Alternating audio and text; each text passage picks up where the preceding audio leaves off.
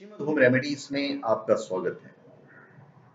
और हम आपको बताएंगे कि नालंदा यूनिवर्सिटी को किसने जलाया। मैं पहले ही बता देता हूं कि उसे खिलजी ने जलाया था, पर आखिर क्यों उसने नालंदा यूनिवर्सिटी को जला दिया, यही मैं आपको बताने वाला हूं। नालंदा वो जगह है जो 6th सेंचुरी बीसी में पूरे वर्ल्ड में नॉलेज का सेंटर था। कोरिया, जापान, चीन, तिब्बत और तुर्की से यहाँ स्टूडेंट्स और टीचर्स पढ़ने पढ़ाने आते थे।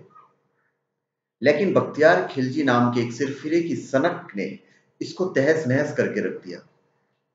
उसने नालंदा यूनिवर्सिटी में आग लगवा दी, जिसे इसकी लाइब्रेरी में रखी बेशकीमती किताबें जलकर राख हो गई। खिलजी ने नालंदा के कई धार्मिक लीडर्स और बौद्ध भिक्षुओं की भी हत्या करवा दी थी।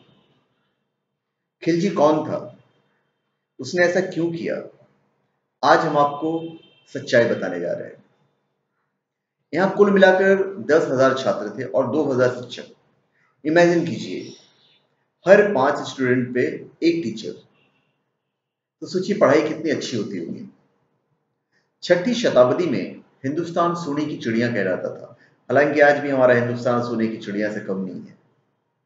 यह सुनकर यहाँ मुस्लिम आक्रमणकारी आते रहते थे।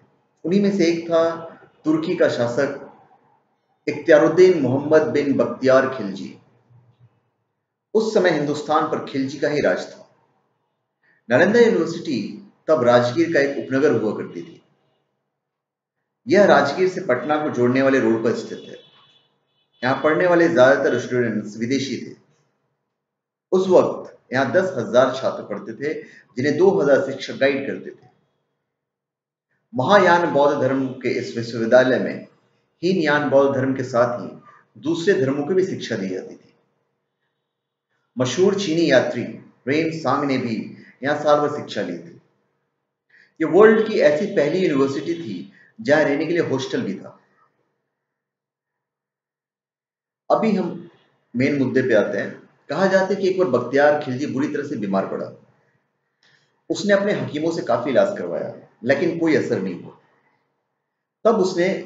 तब किसी ने उसे नालंदा यूनिवर्सिटी के आयुर्वेद शाखा के हेड, उसे आयुर्वेद हाड़ा जो हेड थे वो थे राहुल श्रीभद्र। किसी ने कहा कि आप हेड जो प्रधान है राहुल श्रीभद्र जी से इलाज करवाइए। लेकिन खिलजी किसी हिंदुस्तानी वैद्य से इलाज के लिए तैयार नहीं था। उसे अपने हकीमों पर ज्यादा भरोसा था। उसका मन ये मानने को तैयार ही नहीं था कि कोई भी हिंदुस्तानी डॉक्टर उसके हकीमी से भी ज्यादा काबिल हो सकता है। कई हकीमियों से सलाह करने के बाद आखिरकार खिलजी ने इलाज के लिए राहुल श्रीभद्र को बुलवाया। खिलजी ने उनके सामने शर्त रखी कि वो किसी हिंदुस्तानी दवा का इस्तेमाल नहीं करेगा, और अगर वो ठीक नहीं हुआ तो उन्हें मौत की नींद सुला देगा। ये सुनकर राहुल श्रीभद्र सोच में पड़ गए। फिर कुछ सोच के उन्हें खिलजी की शर्त मान ली। कुछ दिनों बाद वो खिलजी के पास एक कुरान लेकर पहुंचे और उससे कहा कि इसके इतने पन्ने आपको रोज पढ़िए, आप ठीक हो जाएंगे। ठीक होने के बाद खिलजी को उनसे जलन रखने लगा, राहुल श्रीभद्र से। दरअसल राहुल श्रीभद्र ने कुरान के कुछ पन्नों पर एक दवा का लेप लगा दिया था। खिलजी थूक के साथ उन पन्नों को पढ़ता गया और इस तरह धीरे धीरे ठीक होता गया। लेकिन पूरी तरह ठीक होने के बाद उसने हिंदुस्तानी वैद्य के एहसानों को भुला दिया। उसे इस बात से जलन होने लगी कि उसके हकीम फेल हो गए, जबकि एक हिंदुस्तानी वैद्य उसका इलाज करने में सफल हो गया। तब खिलजी ने सोचा कि क्यों न ज्ञान की इस पूरी जड़ को ही खत्म कर दिया जाए। ज्ञान की जड़ मतलब नालंदा यूनिवर्सिटी। उसके बाद उसने जो किया उसके लिए इतिहास ने उसे कभी माफ नहीं किया। महा बेहुदा किस्म का इंसान था।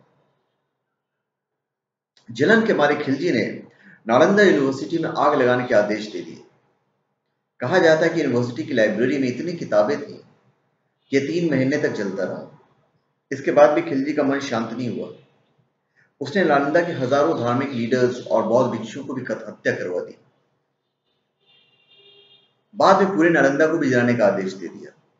इस तरह उस सनकी ने हिंदुस्तानी वैद्य के एहसान का बदला चुका। बड़े चूतिया टाइप के था। नालंदा यूनिवर्सिटी की स्थापना गुप्त वंश के शासक कुमारगुप्त प्रथम ने 450 से 470 के बीच में की थी। यूनिवर्सिटी स्थापत्य कला का एक अद्भुत नमूना था। इसका पूरा कैंपस एक बड़ी दीवार से घिरा हुआ था, जिसमें आने जाने के लिए एक मुख्य दरवाजा था। नॉर्थ से साउथ की ओर मठों की कतार थी और उनके सामने अनेक भव्य स्तूप और मंदिर थे। मंदिर में भगवान बुद्ध की मूर्तियां थी। यूनिवर्सिटी की सेंट्रल बिल्डिंग में 7 बड़े और 300 छोटे छोटे कमरे थे जिसमें लेक्चर हुआ करते थे। मठ एक से अधिक मंजिल के थे। हर मठ के आंगन में एक कुआं बना था। 8 बड़ी बिल्डिंग्स, 10 मंदिर, कई प्रेयर और स्टडी रूम के अलावा इस कैंपस में सुंदर बगीचे और झीलें भी थे। नालंदा को हिंदुस्तानी राजाओं के साथ ही विदेशियों से भी बहुत आर्थिक मदद मिलती थी। यूनिवर्सिटी का पूरा प्रबंध कुलपति या प्रमुख आचार्य करते थे, जिन्हें बहुत भिक्षु चुनते थे। तो धन्यवाद। आप हमारे चैनल पे सब्सक्राइब करें और अपने कमेंट दीजिए। धन्यवाद।